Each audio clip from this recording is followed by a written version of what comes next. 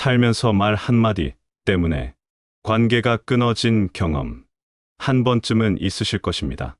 사람은 칼보다 말로 더 깊이 상처를 줍니다. 말은 눈에 보이지 않지만 사람의 마음을 완전히 돌아서게 만드는 힘이 있습니다. 그래서 가까운 사이일수록 말을 더 조심해야 합니다. 많은 사람들이 평생 말을 하지만 제대로 말하는 법을 배우지 못합니다. 그 결과 나이가 들수록 말 때문에 사람을 잃고 관계가 멀어집니다. 특히 나를 싫어하는 사람, 나와 껄끄러운 관계에 있는 사람, 심지어는 나를 죽도록 미워하는 원수 같은 사람 앞에서는 말 한마디가 천냥 빚을 갚기는커녕 천냥 빚을 더 얹어주는 재앙이 되기도 합니다. 상대의 도발에 욱해서 내뱉은 말은 나의 약점이 되어 돌아오고, 상대를 이겨보겠다고 던진 날카로운 말은 결국 내 인격을 깎아먹는 부메랑이 되어 돌아옵니다. 그렇다면 도대체 어떻게 말해야 할까요? 나를 공격하려는 사람 앞에서도, 나를 무시하려는 사람 앞에서도 나의 품위를 잃지 않고 오히려 그들이 나를 존중하게 만들 수는 없을까요? 심지어 나를 미워하던 원수조차도 나의 태도에 감화되어 고개를 숙이게 만드는 그런 대화의 기술은 없는 것일까요? 오늘 우리는 조선 최고의 실학자이자 18년이라는 긴 유배 생활 동안 인간관계의 더섭음과 말의 무거움을 뼈저리게 통찰했던 다산 정약용 선생님의 지혜를 빌려보려 합니다. 정약용 선생님은 벼슬길에 있을 때나 유배지에 있을 때나 수많은 정적들에게 둘러싸여 있었습니다. 그를 시기하고 질투하며 어떻게든 꼬투리를 잡아 끌어내리려는 사람들이 사방에 널려 있었지요. 그 살얼음판 같은 상황 속에서도 그가 끝까지 자신의 존엄을 지키고 후대까지 존경받는 거인으로 남을 수 있었던 비결은 바로 그의 말에 있었습니다. 오늘 여러분과 함께 나눌 이야기는 단순한 처세술이 아닙니다. 이것은 나를 지키는 갑옷이자 상대를 무력화시키는 가장 우아한 무기입니다. 정약용 선생님이 유배지에서 아들들에게 보낸 편지와 그의 저서 곳곳에 숨겨진 보석 같은 대화의 원칙들을 모아 현대인의 삶에 맞게 정리했습니다. 누구를 만나든, 심지어 죽고 못 사는 원수 앞에서도 여러분을 깍듯이 대하게 만들 정약용의 대화 기술 4가지를 소개합니다. 첫째, 말의 무게를 천근만근 무겁게 하여 상대가 감히 넘볼 수 없는 위엄을 갖추는 과묵의 기술입니다. 둘째, 감정을 섞지 않고 사실만을 담백하게 말하여 상대의 공격 의지를 꺾어버리는 질박의 기술입니다. 셋째, 나를 낮추는 척하며 상대를 띄워주되 결국은 나의 격을 높이는 겸손의 기술입니다. 넷째, 반드시 한 템포 쉬어 말함으로써 실수를 원천 봉쇄하는 심사숙고의 기술입니다. 이 4가지 원칙을 이야기하기 전에 짧은 일화 하나를 들려드리겠습니다. 정약용 선생님이 강진에서 유배 생활을 하던 때의 일입니다. 패족이 된 집안의 처지를 비관하며 술에 취해 세상을 원망하는 말을 쏟아내던 제자가 있었습니다. 그 제자는 마을 사람들과도 자주 다투어 평판이 아주 좋지 않았지요. 어느 날 그 제자가 또다시 마을 사람과 말다툼을 벌이고 씩씩거리며 들어오자 정약용 선생님은 조용히 붓을 들어 종이에 글자를 써서 건넸습니다. 거기에는 이렇게 적혀 있었습니다. 내가 말을 함부로 하는 것은 내 마음속에 나라는 아집이 가득 차 있기 때문이다. 내가 옳다는 생각을 버리고 말을 입 안에 가두어라. 말이 입 안에 있을 때는 내가 말의 주인이지만 말이 입 밖으로 나가는 순간 말이 너의 주인이 되어 너를 휘두를 것이다. 이 짧은 가르침은 오늘 우리가 나눌 모든 이야기의 핵심을 관통하고 있습니다. 자, 그럼 이제 본격적으로 원수도 나를 존중하게 만드는 대화의 비법 속으로 들어가 보겠습니다. 준비되셨나요? 첫째, 말의 무게를 천근만근 무겁게 하여 상대가 감히 넘볼 수 없는 위험을 갖추는 과묵의 기술입니다. 여러분, 주변을 한번 둘러보십시오. 말이 많은 사람과 말이 없는 사람. 누가 더 실수가 많던가요? 그리고 누가 더 가벼워 보이던가요? 우리는 흔히 침묵을 어색해합니다. 누군가를 만나면, 특히 껄끄러운 상대를 만나면 그 어색한 공기를 메우기 위해 하지 않아도 될 말을 주절주절 늘어놓곤 합니다. 나를 변명하고 싶어서, 나를 설명하고 싶어서, 혹은 내가 이만큼 안다는 것을 과시하고 싶어서 말을 쏟아냅니다. 하지만 정약용 선생님은 말씀하셨습니다. 가벼운 말은 위험을 해치고 쉬운 승낙은 믿음을 깨뜨린다. 라고 말입니다. 말이 많다는 것은 그만큼 나의 패를 상대에게 많이 보여준다는 뜻입니다. 전쟁터에서 적군에게 우리 군대의 위치와 숫자를 다 알려주는 것과 무엇이 다르겠습니까? 특히 나를 미워하거나 경쟁 관계에 있는 사람에게 나의 많은 말은 곧 나의 약점이 됩니다. 현실적인 사례를 한번 들어보겠습니다. 직장이나 모임에서 여러분을 은근히 무시하거나 비꼬는 사람이 있다고 가정해 봅시다. 그 사람이 여러분의 실수에 대해 지적하며 비아냥거립니다. 아니, 김 대리는 일을 왜 이렇게 처리했어? 생각이 있는 거야, 없는 거야? 이때 대부분의 사람들은 욱하는 마음에 즉각적으로 반응합니다. 아니, 그게 아니라요. 상황이 어땠냐면요. 저쪽에서 자료를 늦게 줬고, 이렇게 구구절절 변명을 늘어놓습니다. 말이 길어지면 길어질수록 상대방은 꼬투리 잡을 것이 더 많아집니다. 그래서 핑계대는 거야? 남 탓하는 거야? 라며 더 깊은 수렁으로 여러분을 몰고 갑니다. 말을 많이 할수록 여러분은 상황의 주도권을 잃고 상대의 프레임에 갇히게 되는 것입니다. 이때 필요한 것이 바로 과묵의 무게감입니다. 정약용 선생님이 강조한 과묵은 단순히 입을 다물고 있는 것이 아닙니다. 불필요한 말을 걸러내고 꼭 필요한 말만 단호하고 짧게 하는 것입니다. 같은 상황에서 정약용의 지혜를 적용해 봅시다. 상대가 비아냥거릴 때 잠시 침묵하십시오. 상대의 눈을 지그시 바라보며 3초 정도의 정적을 만드십시오. 이 짧은 침묵은 상대방을 당황하게 만듭니다. 왜 반박하지 않지? 화난 건가? 내가 너무 심했나? 상대방 스스로가 불안해지게 만드는 것입니다. 그리고 나서 낮고 차분한 목소리로 딱 한마디만 하십시오. 지적하신 부분 확인하고 수정하겠습니다. 혹은 말씀하신 의도는 알겠습니다. 이것으로 끝입니다. 변명도 감정적인 반박도 없습니다. 이렇게 짧고 굵게 대응하면 상대방은 더 이상 공격할 거리를 찾지 못합니다. 허공에 주먹질을 한 것처럼 맥이 풀려버리는 것이지요. 말을 아끼는 사람은 마치 깊은 우물과 같아서 그 속을 알 수가 없습니다. 사람은 본능적으로 속을 알 수 없는 대상을 두려워하고 경계하며 동시에 존중하게 됩니다. 정약용 선생님은 아들에게 보낸 편지에서 이렇게 당부하셨습니다. 무릇 군자는 말을 할 때, 그 말이 세상에 나갔을 때 실천할 수 있는지를 먼저 생각해야 한다. 말이 행동보다 앞서면 부끄러움이 따르는 법이다. 말을 줄인다는 것은 나의 행동에 무게를 싣겠다는 선언입니다.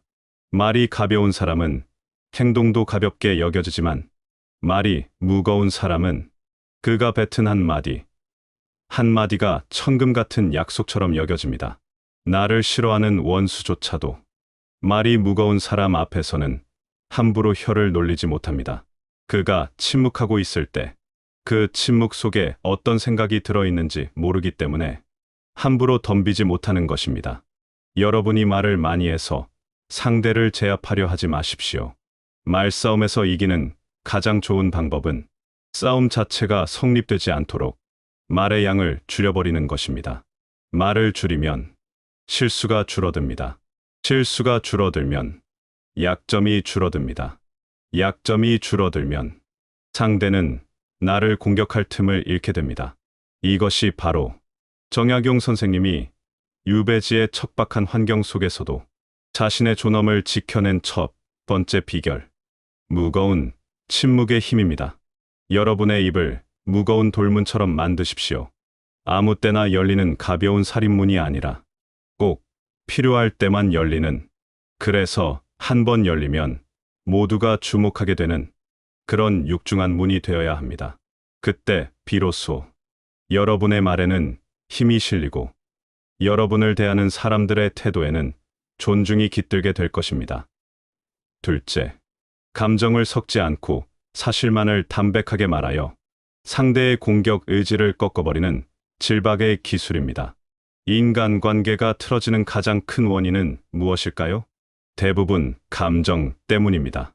사실 그 자체보다는 그 사실을 전달하는 말투, 표정, 그리고 그 속에 섞인 감정적인 찌꺼기들이 상대의 기분을 상하게 하고 오해를 불러일으킵니다. 특히나 사이가 좋지 않은 사람과의 대화에서는 이 감정이 화약고와 같습니다.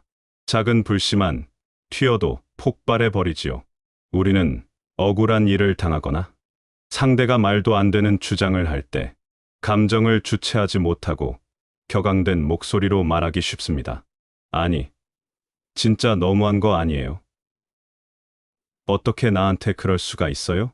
당신은 항상 그런 식이야. 사람을 무시해도 유분수지. 이런 말에는 사실보다는 분노, 서운함, 원망 같은 감정이 잔뜩 묻어 있습니다. 그런데 안타깝게도 여러분을 공격하려는 상대는 여러분의 사실을 듣는 것이 아니라 여러분의 감정을 듣습니다. 여러분이 화를 내면 낼수록 상대방은 내가 이 사람을 화나게 만드는데 성공했구나라고 느끼며 오히려 희열을 느낄 수도 있습니다. 혹은 왜 소리를 지르고 그래? 사람이 참 감정적이네? 라며 논점을 흐리고 여러분을 이상한 사람으로 몰아갈 수도 있습니다. 정약용 선생님은 이를 경계하며 질박함을 강조하셨습니다. 꾸밈이 없고 거짓이 없으며 감정의 거품을 걷어낸 있는 그대로의 사실만을 말하는 태도입니다. 선생님은 말씀하셨습니다. 교묘한 말과 억지 논리로 남을 이기려 하지 마라. 오직 성실함과 정직함만이 천하를 감동시킬 수 있다. 여기서 말하는 정직함이란 단순히 거짓말을 하지 않는 것을 넘어 내 감정을 절제하고 팩트만을 전달하는 냉철함을 의미하기도 합니다. 예를 들어봅시다. 직장 상사가 여러분에게 부당한 업무 지시를 내리거나 하지도 않은 실수에 대해 추궁한다고 합시다. 이때 감정적으로 대응하면 제가 안 그랬는데요. 왜 저만 미워하세요? 라고 말하게 됩니다. 이것은 하수입니다. 정약용의 대화법을 쓰는 고수는 다르게 말합니다. 감정을 싹 뺀 건조한 목소리로 오직 사실관계만을 나열합니다. 부장님, 말씀하신 건에 대해 확인해 보았습니다. 해당 문서는 3월 15일 오후 2시에 발송되었으며 수신 확인 기록이 남아 있습니다. 오류가 발생한 시점은 그로부터 3시간 뒤인 5시입니다. 따라서 제 발송 업무와 오류 사이에는 직접적인 인과관계가 확인되지 않습니다. 보십시오. 여기에는 억울하다, 화난다, 당신이 틀렸다는 감정적인 단어가 하나도 없습니다. 오직 날짜, 시간, 행위라는 객관적인 사실만 존재합니다. 이렇게 말하면 상대방은 반박할 수가 없습니다. 감정을 걸고 넘어질 틈이 없기 때문입니다. 사실이라는 단단한 방패 앞에 상대의 억지, 주장은 힘을 잃고 맙니다. 원수 같은 사람이 나를 험담하고 다닌다는 소식을 들었을 때도 마찬가지입니다. 그 사람을 찾아가서 너 왜 내 욕하고 다녀? 내가 우스워? 라고 따지는 것은 진흙탕 싸움으로 들어가는 것입니다. 그 대신 그 사람에게 가서 혹은 주변 사람들에게 아주 담백하게 이렇게 말하십시오. 김철수 씨가 저에 대해 그렇게 말했다고 들었습니다. 하지만 그것은 사실과 다릅니다. 당시 상황은 이러이러했습니다. 라고 짧고 건조하게 사실만 정정해 주십시오. 이러한 태도는 듣는 사람으로 하여금 신뢰감을 줍니다. 흥분해서 길길이 날뛰는 사람과 차분하게 사실만을 말하는 사람. 제3자는 누구의 말을 더 믿을까요? 당연히 후자입니다. 감정을 섞지 않는다는 것은 나의 인격이 감정에 휘둘리지 않을 만큼 성숙하다는 것을 보여주는 증거입니다. 정약용 선생님은 유배지에서 수많은 억울함을 겪었습니다. 역적으로 몰려 집안이 풍비박산나고 형제들이 죽임을 당했습니다. 얼마나 피를 토하고 싶은 심정이었겠습니까? 하지만 그는 탄원서를 쓰거나 글을 남길 때 감정에 호소하여 눈물을 짜내기보다는 법리와 사실관계를 명확히 따져 자신의 무고함을 주장하려 노력했습니다. 감정은 시간이 지나면 식지만 사실은 영원히 남기 때문입니다.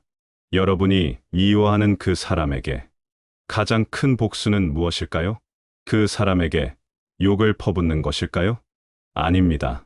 그 사람 앞에서 가장 이성적이고 가장 논리적이며 가장 차분한 모습을 보여주는 것입니다. 그것이 상대를 가장 비참하게 만드는 방법입니다. 상대는 여러분을 감정적으로 무너뜨리려 했으나 여러분은 끄떡도 하지 않는 바위처럼 버티고 서 있는 것입니다. 누군가와 대화할 때, 특히 갈등 상황일 때 마음속에 거름망을 하나 설치하십시오. 입 밖으로 말이 나가기 전에 이 거름망을 통과시킵니다. 화, 짜증, 비난, 비꼬기 같은 감정의 찌꺼기들은 다 걸러내십시오. 그리고 오직 맑고 깨끗한 사실이라는 물만 내보내십시오. 그 물은 맛이 밍밍할지 모르지만 가장 강력한 힘을 발휘합니다. 상대의 불같은 공격을 끄는 것은 기름 같은 감정이 아니라 물 같은 사실입니다. 셋째, 나를 낮추는 척하며 상대를 띄워주되 결국은 나의 격을 높이는 겸손의 기술입니다. 많은 사람들이 오해하는 것이 있습니다. 겸손이라고 하면 무조건 굽신거리고 상대의 비위를 맞추고 내가 손해를 보는 것이라고 생각합니다. 특히 원수 같은 사람에게 겸손하게 군다는 것은 자존심이 허락하지 않는 일이라며 펄쩍 뜁니다. 내가 왜 그 인간한테 고개를 숙여? 절대 못해 라고 말이지요. 하지만 정약용 선생님이 말씀하신 겸손은 비굴함과는 차원이 다릅니다. 그것은 전략적 겸손이자 품격 있는 하심스아싱입니다. 선생님은 이렇게 말씀하셨습니다. 자기를 높이는 자는 남이 끌어내리고 자기를 낮추는 자는 남이 끌어올린다. 이것은 세상의 이치입니다. 오만한 사람은 적을 만듭니다. 아무리 능력이 뛰어나고 옳은 말을 해도 태도가 거만하면 사람들은 그를 싫어합니다. 반대로 나를 공격하는 사람에게조차 정중한 태도를 유지하면 그 사람은 자신의 공격성이 부끄러워지게 됩니다. 이것이 바로 부드러움으로 강함을 제압하는 유능제강의 원리입니다. 구체적인 상황을 봅시다. 여러분을 끊임없이 견제하고 경쟁하려는 라이벌이 있습니다. 그가 자신의 성과를 자랑하며 여러분을 은근히 깎아내립니다. 이번 프로젝트 내가 다 한 거나 마찬가지야. 자네는 옆에서 보조만 했지? 이럴 때 무슨 소리야? 나도 밤새워 일했잖아. 라고 맞받아치면 똑같은 수준의 사람이 됩니다. 구경하는 사람들 눈에는 둘 다 공을 다투는 욕심쟁이로 보일 뿐입니다. 이때 정약용식 겸손의 기술을 사용해 봅시다. 웃으면서 이렇게 말하는 겁니다. 맞습니다. 김 과장님께서 큰 그림을 잘 잡아주신 덕분에 제가 세부적인 실무를 무사히 마칠 수 있었습니다. 배울 점이 많았습니다. 이 말을 분석해 봅시다. 겉으로 보기에는 상대를 띄워주고 나를 낮춘 것 같습니다.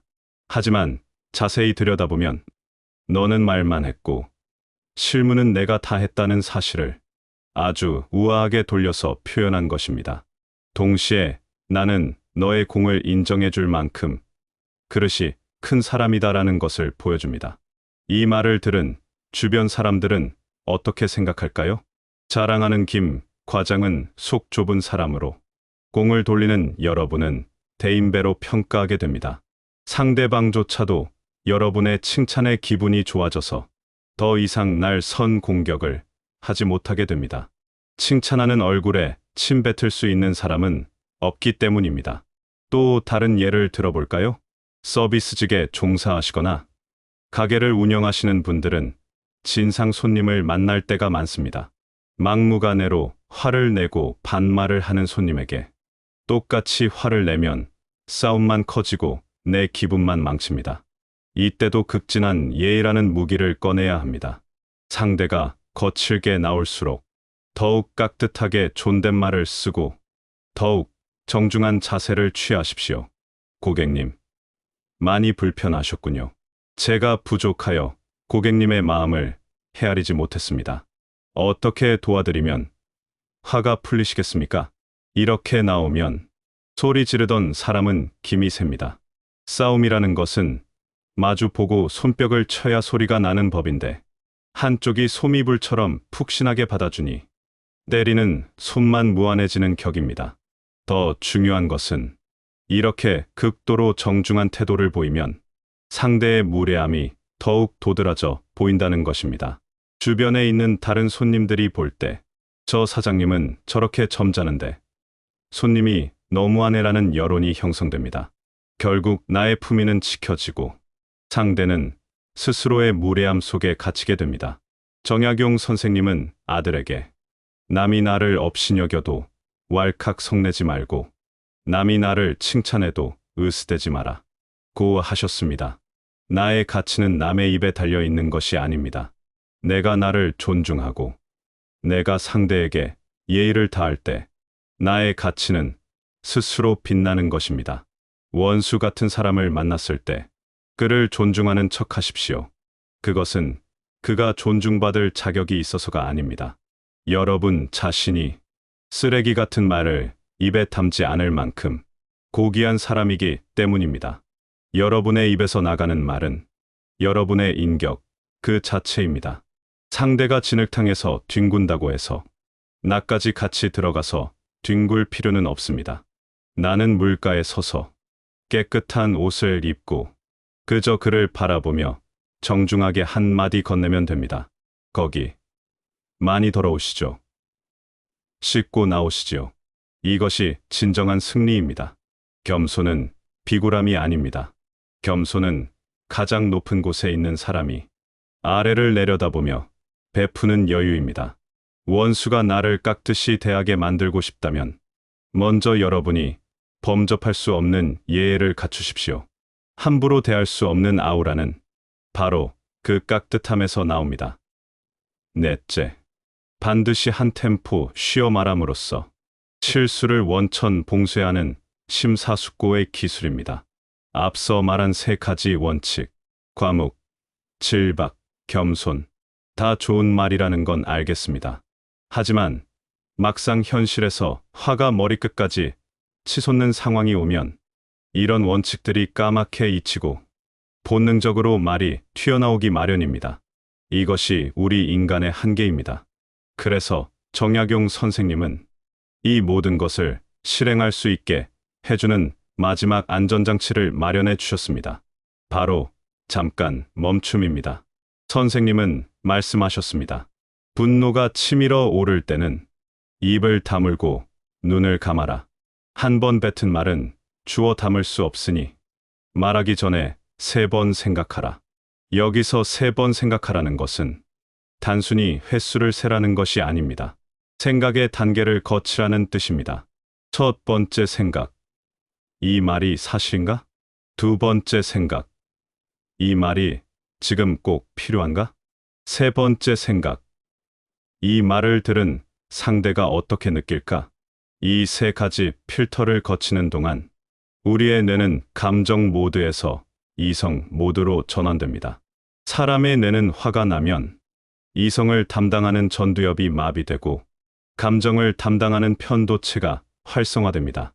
이 상태에서 하는 말은 100% 실수하게 되어 있습니다. 이 편도체의 흥분을 가라앉히는 데 필요한 시간이 학자들에 따르면 최소 6초에서 길게는 15분이라고 합니다. 정약용 선생님은 이 생리학적 원리를 경험적으로 알고 계셨던 것 같습니다.